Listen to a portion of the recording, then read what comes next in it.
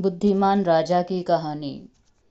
बहुत पहले की बात है। एक नगर हुआ करता था जहाँ के राजा बहुत बुद्धिमान थे।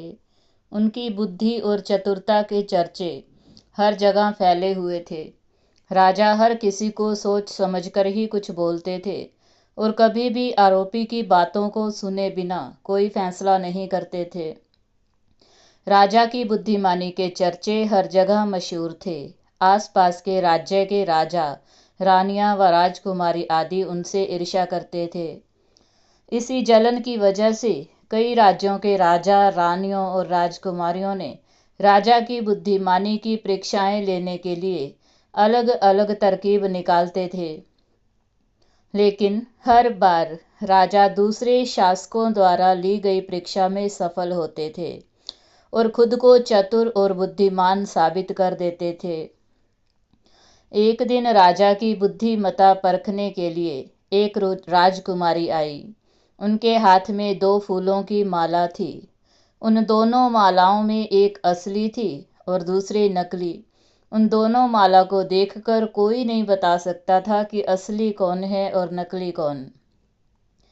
राजकुमारी ने दोनों मालाओं को राजा के सामने रखा और कहा, हे राजा, अगर आप इतने बुद्धिमान हैं तो ये बताएं, इनमें से असली फूलों की माला कौन सी है।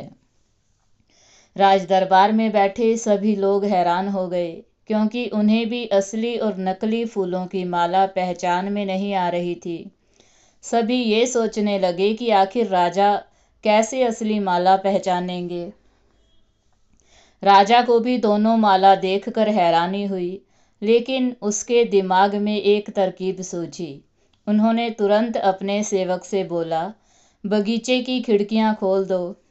सेवक ने जैसे ही खिड़कियां खोली तो बाहर फूलों पर बैठी मधुमक्खियां उड़कर अंदर आने लगी। राजा कुछ देर मधुमक्खियों को देखते रहे। फिर जैसे ही एक मधुमक्खी फूल की माला पर बैठी, वैसे ही राजा ने असली फूल की माला को पहचान लिया और बोला, अब मैं बता सकता हूँ कि असली माला कौन सी है। राजा ने उसी समय असली फूलों की माला की तरफ इशारा किया जिस पर मक्खी बैठी थी। राजा की इस बुद्धिमत्ता को देखकर दरबार में मौजूद सभी लोग उनकी प्रशंसा करने लगे और कहने लगे कि हर राज्य में आप जैसा बुद्धिमान राजा जरूर होना चाहिए। राजकुमारी भी राजा की इस होशियारी को देखकर बहुत प्रसन्न हुई और राजा की तारीफ में दरबार में कुछ शब्द बोले और फिर अपने राज्य में वापस चली गई। बुद्धिमान राजा की कहानी से हमें ये सीख मिलती है कि यदि आप हर सवाल या किसी मुसीबत के वक्त अपनी बुद्धि का प्रयोग करें तो आप हर सवाल का जवाब भी ढूंढ सकते हैं और साथ में मुश्किल से मुश्किल मुसीबत भी हल कर सकते हैं।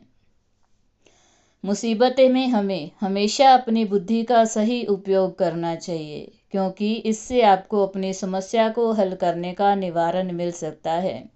साथ ही जल्दबाजी में आप किसी गलत फैसले पर नहीं पहुंचेंगे।